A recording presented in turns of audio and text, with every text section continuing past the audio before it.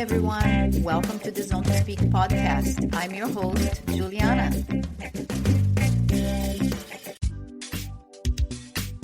Hey everyone.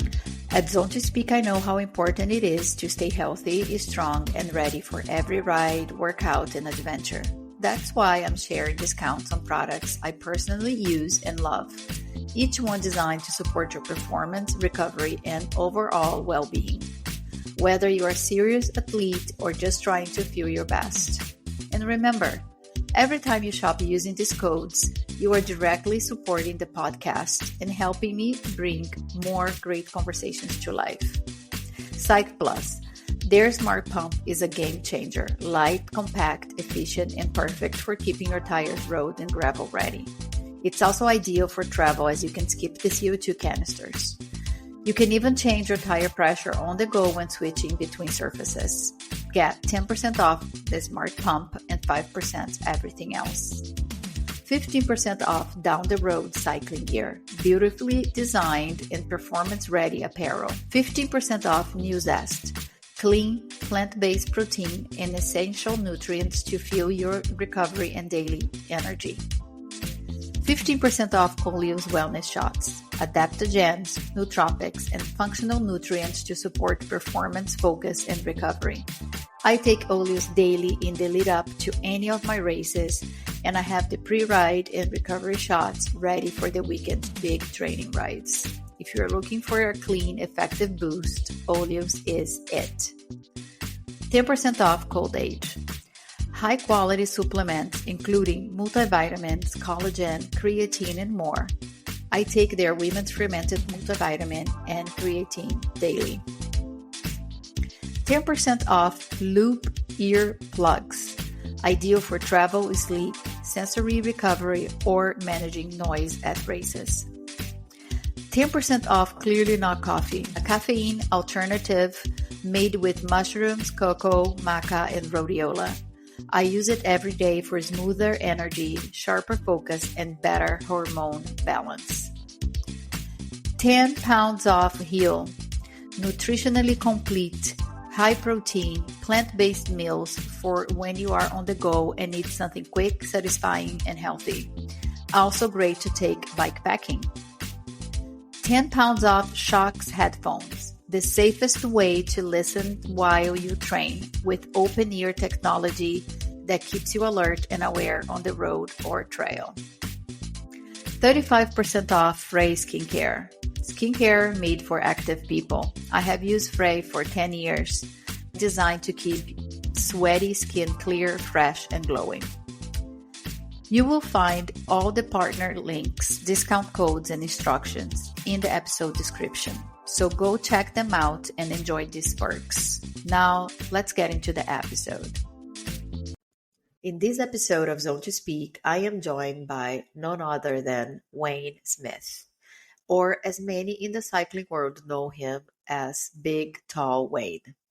Wayne is not just any mechanic. He is the trusted right-hand man of Peter Stetina, and one of the most respected mechanics and personalities on the gravel scene. From fine-tuning bikes at some of the biggest races in the world to bringing unmatched energy and expertise to every event, Wayne shares what's like to support elite athletes, the bond between rider and mechanic, and some of the wild behind-the-scenes moments from the life on the road. Whether you are a bike nerd, a gravel fan, or just someone who loves hearing from the unsung heroes of the sport, you are going to love this one. Wayne, welcome to Zone to Speak.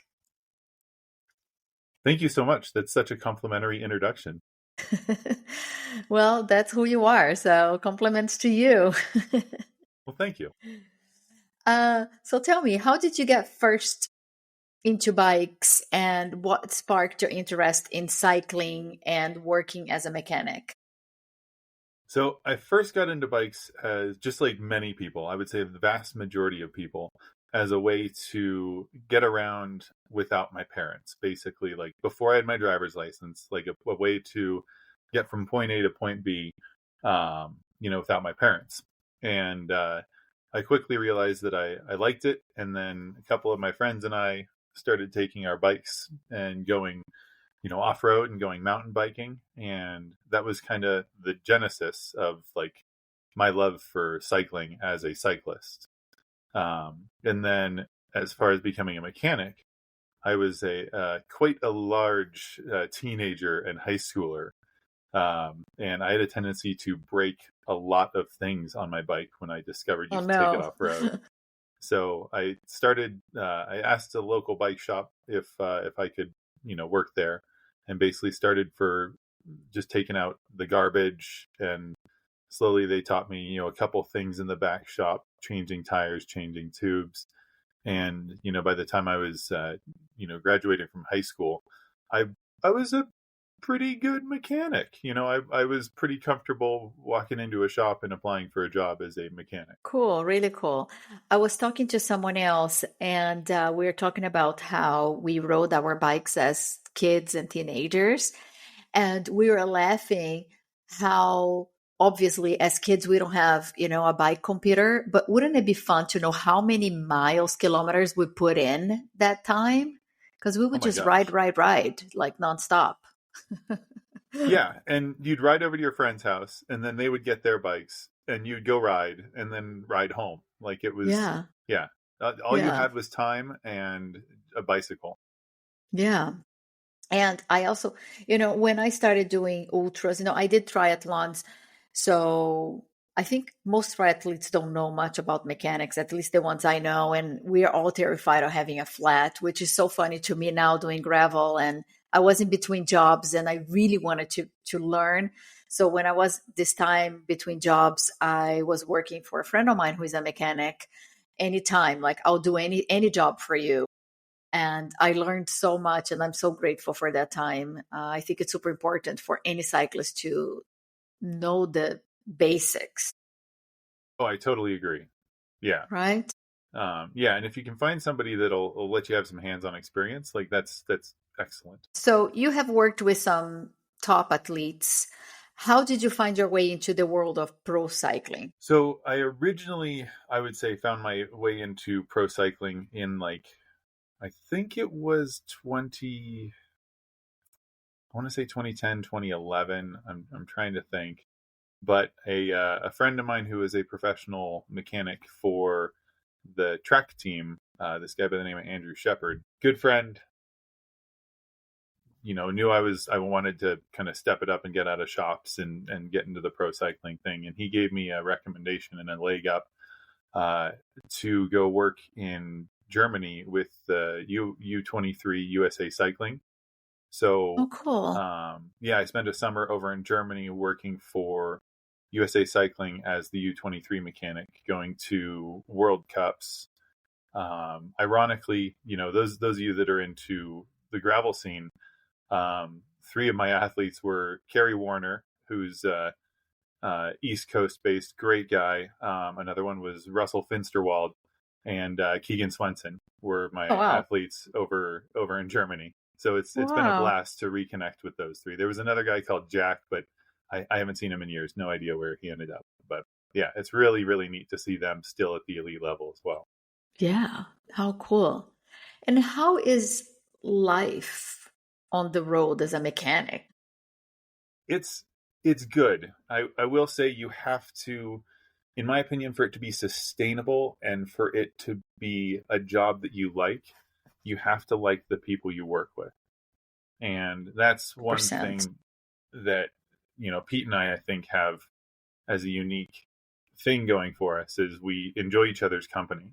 It's not just a professional working environment when we're together. Like we've driven to Moab together. Which is 14 hours in a car. We've been on many, many, Road trips will make you or break you. oh yeah. And Yeah. so like when Pete first asked me if I wanted to be his mechanic, I said I would do one race, and I did it very skeptically because I've worked for other establishments, teams, whatever, and not had a great experience. And it's just because the treatment isn't right. I'm not saying you have to have friendship, but professionalism is the main thing. And that wasn't there in the past. So yeah, it can be tough and really brutal and exhausting, or it can be really fun, really rewarding, and totally exhausting. Yeah, yeah, no, I can see that. And I agree with you. You got to have a good rapport with the people that you work with. You don't need to be best friends for life, but there has to be a level of friendliness and enjoyment because otherwise, you're just on the road and spending so much time with these people. I guess it's more than the 9 to 5 Oh, type of job. 100%. Yeah. And mutual respect. Like if you're working with somebody that doesn't respect you, it's not going to work out. If I was working with an athlete that I didn't respect, like if the way they carried themselves, didn't agree with me, I would step away. It goes both ways. It's a two-way street. Are there any misunderstandings or myths about the life of a mechanic, race mechanic? Yes, and I would say that I am still largely living in the misunderstanding. I I know that the position that I have in the cycling industry is very unique, and I am incredibly um, happy to be in the position I'm at.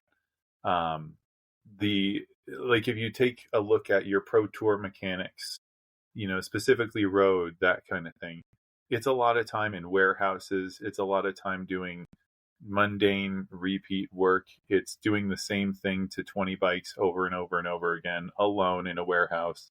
Or a lot of times, like, if it's a rainy day or a rain stage on any race, regardless of whether it's a World Cup, you know, pro tour, you know, it's going to be a tough day. You're going to get wet, and early on, another pro mechanic told me, the second that your soap freezes solid and you can't use it, you work until that point. Wow. So there's the pro tour guys work thanklessly, and also the other misconception is, oh, so you get to ride your bike a lot. I mean, I do because I make my time for it when I'm home.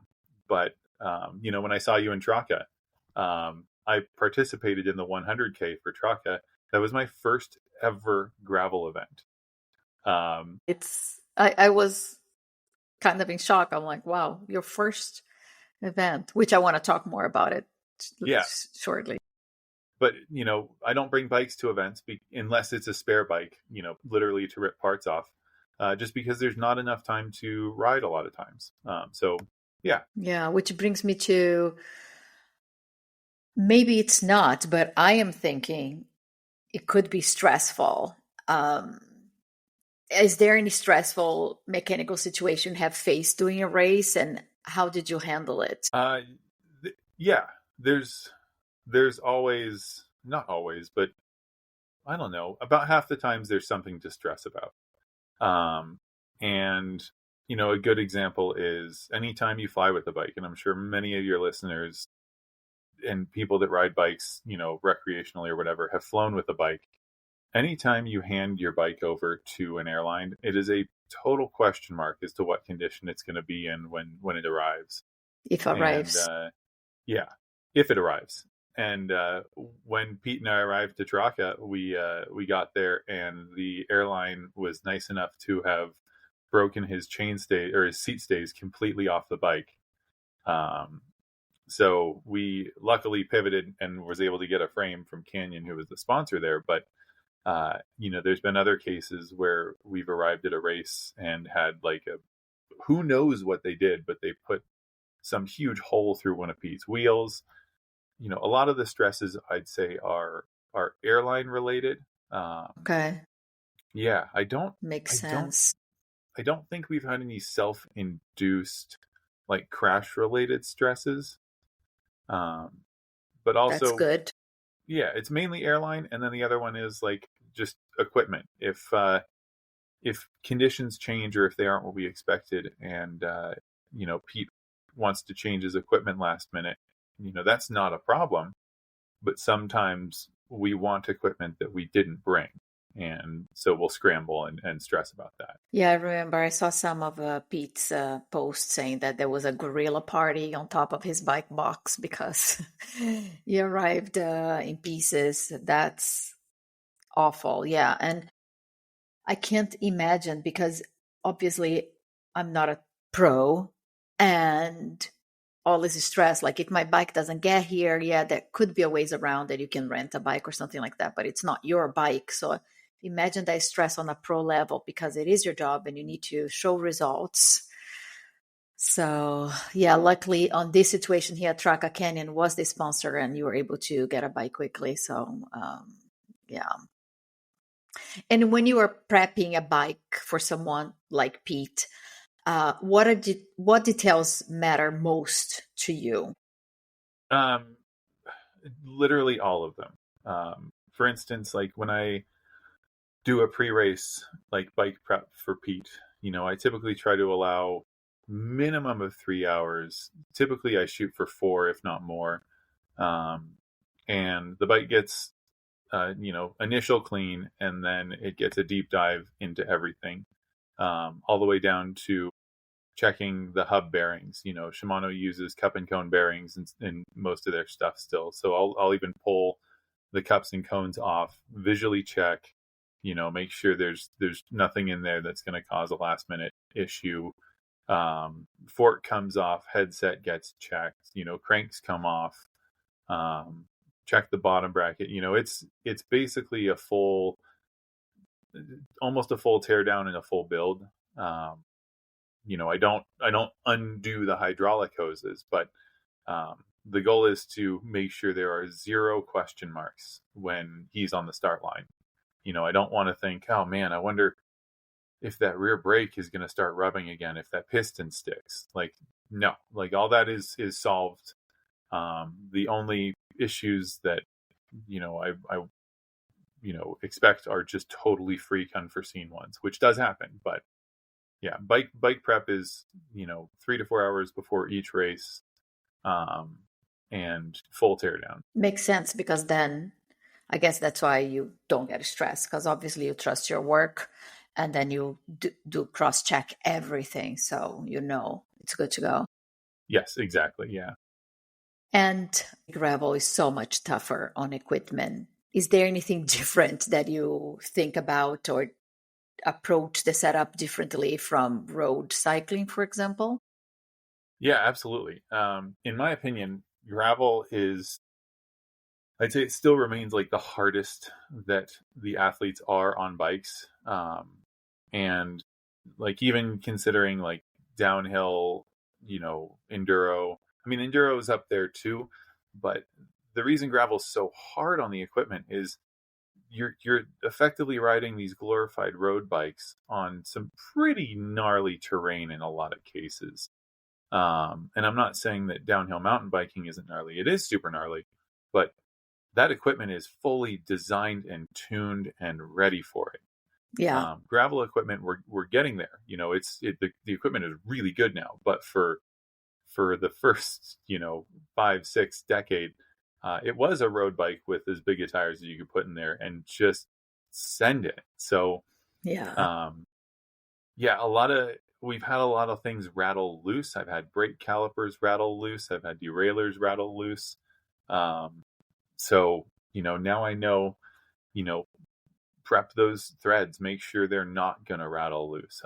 In some super bumpy races, I even use a paint marker to mark the bolts to make sure visually when he comes through the aid station that I know the bolts are still tight where they should be. Cool. Because I was just going to ask you if you have any tools or tricks of the trade. So, or, go to solutions at races. So I guess that's one of them. That's a great idea.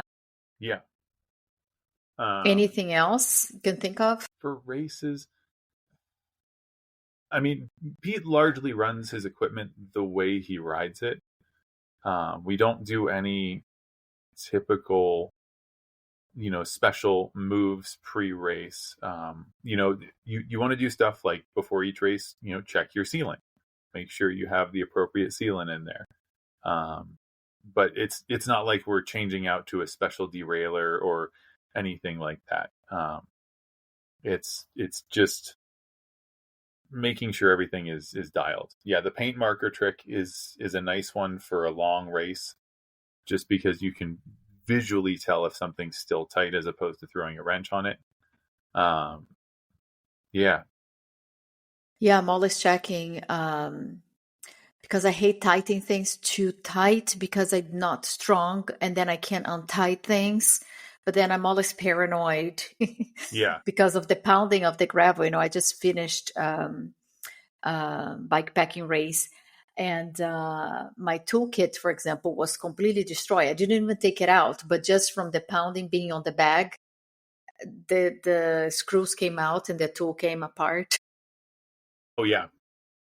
Another a little trick I'd recommend for like the regular average racer or rider is if you're traveling with your bike and you get to a location, use the tools that you're going to carry to assemble your bike. Don't don't use a big Allen wrench when you're carrying a little one for your wheels, because there is a chance you'll tighten a bolt to the point where you can't get it off with your little tiny hand tool.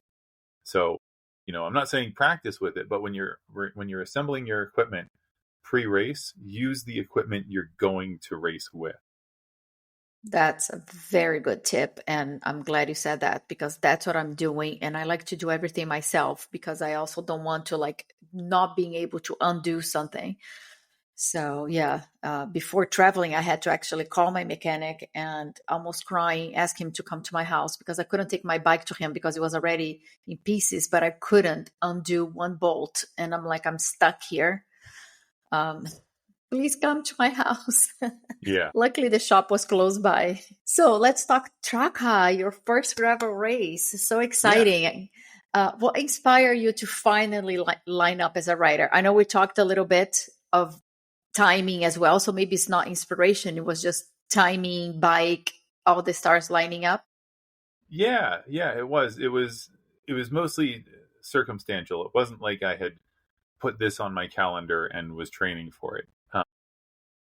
It was I basically reached out to Canyon over in Europe and asked if they would bring a bike for me to use while I was there. And the nice thing about Traka is each race distance has a separate day. So, like Pete's 360 race was on Friday. Friday. The 200 race is on Saturday, and then the 100 race is on Sunday. And so there was a full day between Pete's race and this Sunday thing. And my flights back home, I could have, regardless of whether I flew out Sunday or flew out Monday, I was going to get home at basically the same time just due to layovers. So I elected to spend another night in Spain there and ride the bike that Canyon brought for me, which was super duper fun. I've done many hundreds of mountain bike races, bunches of road stuff. This was just the first opportunity I've had to participate in a gravel event. How cool. And what were you feeling and what went through your mind when you were at the start line? I had low to no expectations. Like I didn't have goals. I wasn't trying to, you know, get in a certain time. My through and through, all I wanted was to go ride in Spain and enjoy it. The scenery out there is amazing. Um, the main thing that was going through my head was, did I bring enough clothing? Because it turned out to rain most of the day. Yes. But I handled the cold temperatures really, really. If it was hot, I would have been in a lot of trouble, I think. But yeah, it turned out to be just a really nice day.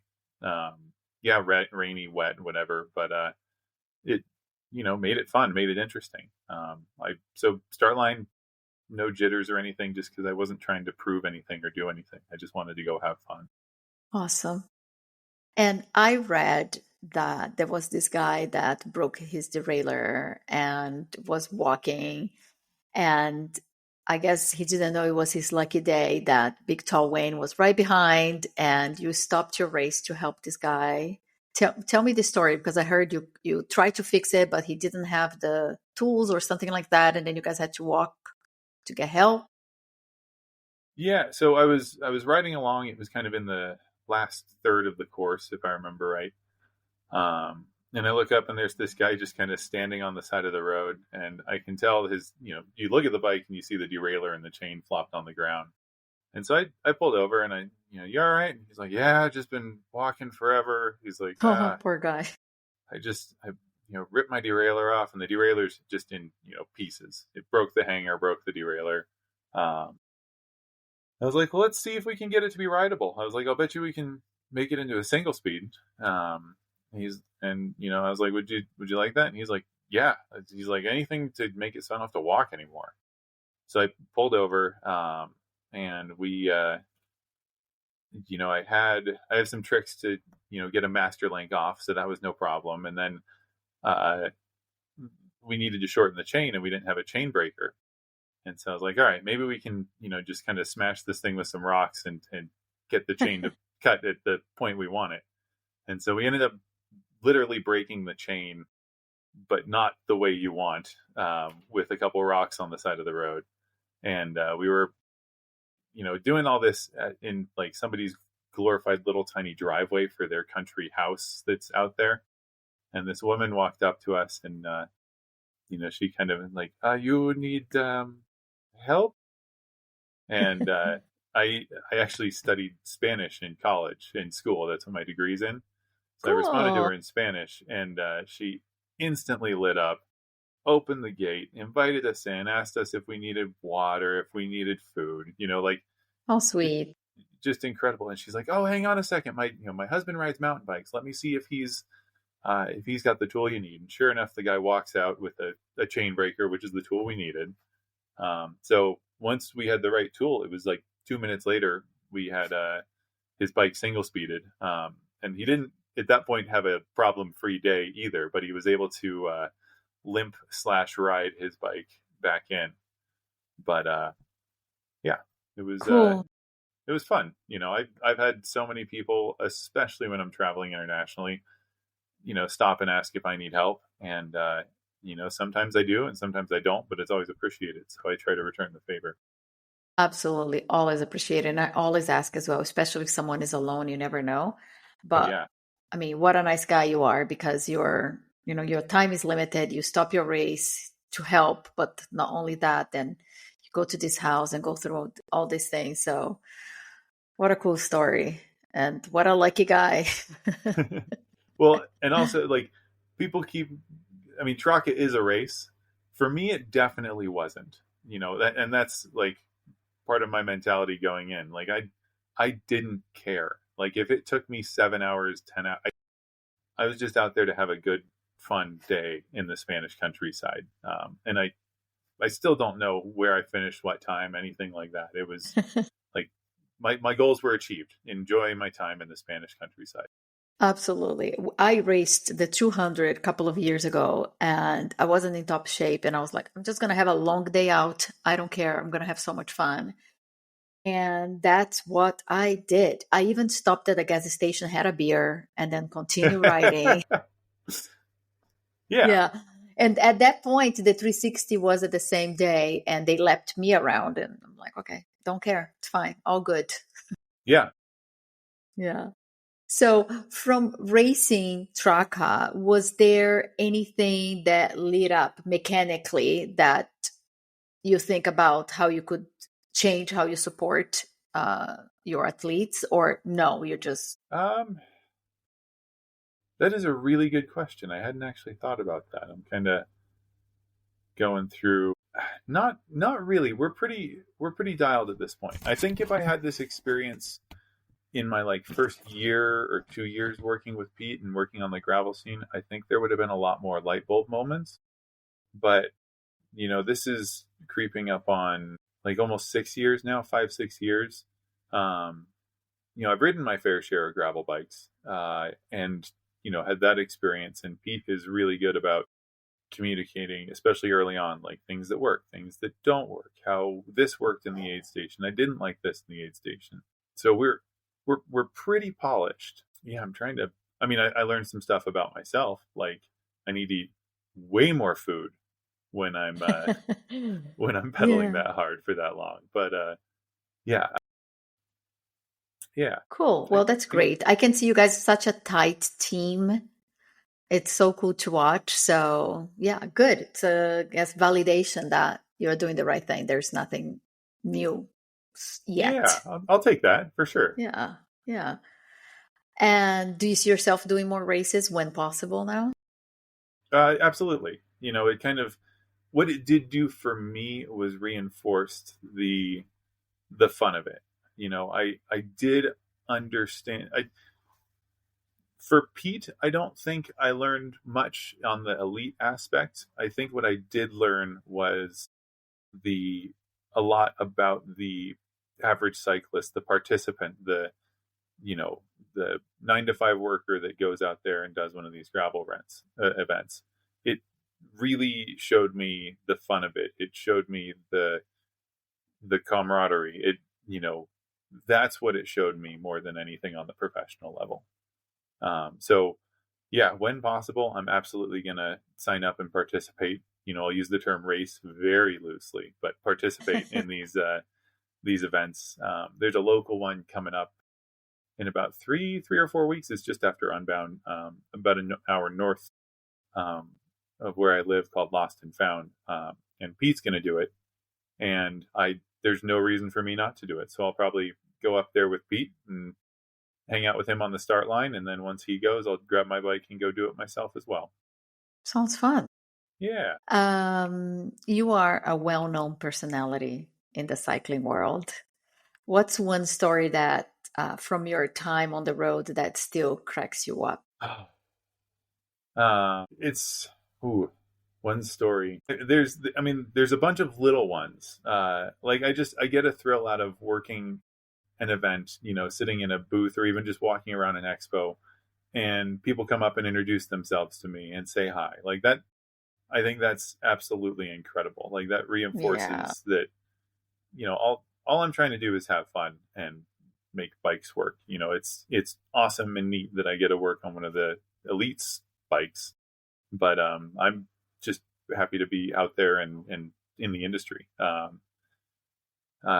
And it seems like no matter where I am in the world, like I walked into here's a story. I was traveling with some friends. We were doing an RV trip from Denver to Monument Valley and back. And there's some friends that my wife and I met when we were traveling in Mexico, and they happened to be up. So we rented an RV together, and we're in Fruta. And their little son, we had just gotten him a bike, and I went, well, we need to get him a helmet. So we go into this thrift store, and there's no helmets in there. And I was like, oh, there's a bike shop right next door to the thrift store. And so, I walk in the bike shop, and he's like, hey, can I help you? And I was like, yeah, I'm looking for kids' helmets. And he looks up and he goes, why are you looking for kids' helmets? And I was like, what do you mean? And he goes, I know who you are. Pete doesn't ride a kid's helmet. And I was like, oh, well, and we chatted and hung out for a bit. But for me, it's really funny being recognized, I guess. And it doesn't Yeah. happen often or all the time, but when it does, it always catches me off guard and puts a smile on my face. Yeah, I'm sure it's heartwarming. And that story, it's quite funny. Yeah, that he Yeah. thought, you only buy things for Pete. There's no one Yeah. else. Anyone in the cycling world that has inspired or influenced you? Ooh, so many, to be honest with you. Kind of the top for me is a guy called Len Forkus, who's actually currently on Mount Everest. I worked Race Across America twice with him. After the first year, we swore we'd never do it again. And then 5 years later, he called up his crew. And of course, we did it again. Wow. So we did two. He was the athlete. He was a solo Race Across America attempt. And I went into it with expectations that he was kind of just a wealthy guy under the guise of a nonprofit wanting to do this event and basically not pay for it. And I couldn't have been more wrong. He runs a nonprofit organization called Hope Cam, putting cameras in classrooms as well as in hospital for youth and children that have cancer. And what it does is it maintains the social connection. And it's shockingly important. But even after the first day I met this guy, he has become my Michael Jordan. Like, he is still the top as far as like that I've gotten to work with. And I think part of that is because I had such different expectations. Yeah. But you know, Pete is an inspiration for me because he's had a career in the cycling industry on the roadside and has pivoted and turned it into a career on the gravel side. And his reputation when he came over to the gravel side was clear and present just on how he is and how he carries himself. And I think that's it's inspirational for me, and I think a lot of people could learn from how he carries himself. And I mean, he Pete didn't go to college or anything, but the dude is smart and his business savvy. I've learned a lot from. Yeah, he's very authentic, true to himself, and absolutely he's super smart. I had him on the podcast and really enjoyed our conversation. And I don't think smarts and intellect has anything to do with going to college, getting academics or anything. But yeah, I can see that. So I just have some rapid fire questions just for fun. Yeah. Okay. Tubeless or tubes? Oh, tubeless on everything, even your commuter bike. Everything should be tubeless. Agreed. SRAM or Shimano? SRAM or Shimano? I'm gonna say Shimano. I do think they're both very, very good components. It's smooth. There's a perfection to it that I love. So I'm Shimano. Okay. I just tried for the first time SRAM, and I don't know. I'm 50-50. I don't know. But okay, you said Shimano, and you're the guy. So, most annoying bike noise. Ooh. I would say an unlubed chain, like a creak creak creak creak creak creak. And it's the reason it's annoying is because the solution is so simple. That's true. Everybody can have an annoying bottom bracket or a headset that creaks or something like that, and those can be a litany of issues. But a squeaky chain that needs lube, all you got to do is lube it, and you're solved. Yeah, that's true. I am traumatized by squeaking brakes. Because I had these squeaky brakes, and I was in Morzine, which has so many coals, and with coals comes big descents, and everybody could hear me coming down before they could see me. It was awful. And I just had to change everything, the brake pads, the discs, everything had to go because I changed the pads and continued to squeak. I'm traumatized with the noise. I cannot hear it. Fair enough. You can't say Pete on the next question. Favorite rider to rent for? Pete Stetina. No. Okay, you can say Pete. Fine. Favorite rider to rent for? I'm gonna make a generalization. And this is the desperate rider. One of my favorite things to do is to work an event like in an aid station or like expo, and basically you're in the position of obligatory hero. People come to you with issues, and most times you can solve them. And so I really, really do love working on just the average everyday person's bike that's there to participate. At Pay Dirt last weekend, I had a total scream sitting in the aid station, just solving little issues for people. It's just really fun. People are really appreciative. So yeah, I would say you, and I'm talking to your listeners, you guys are my favorite athletes to rent for. That's a great answer, and I'm sure it can be a high, from helping all these people, because you do become a hero. I mean, I love my mechanic. Yeah, there you go. Perfect. Yeah. I mean, I gotta make that guy happy, because he fixed my bike, which is my favorite thing. How about last one? Any event that you would like to work at or participate that you haven't yet been? Ooh, I would, and this one might mark my words, this will come back and bite me in the butt if I actually get to do it. I've always wanted to work the Cape Epic. And the reason I say that, that it's going to come back to bite me in the butt is because the mechanics I know of that have gone to that say that it is insane, difficult, challenging work. I want to see it. I want to experience it. I'd love to do an event in Chile at some point. I've spent some time down there and traveled. Okay. There's a couple different events down there, and I think it'd be really fun to go to one of those.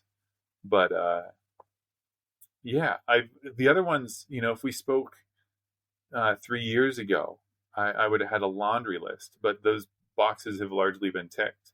Amazing. It's been really, really super fun to travel and see the world like this. Wayne, I'm so pleased to meet you. I'm so happy we run into each other at Traka. I'm so happy you're part of Zone 2.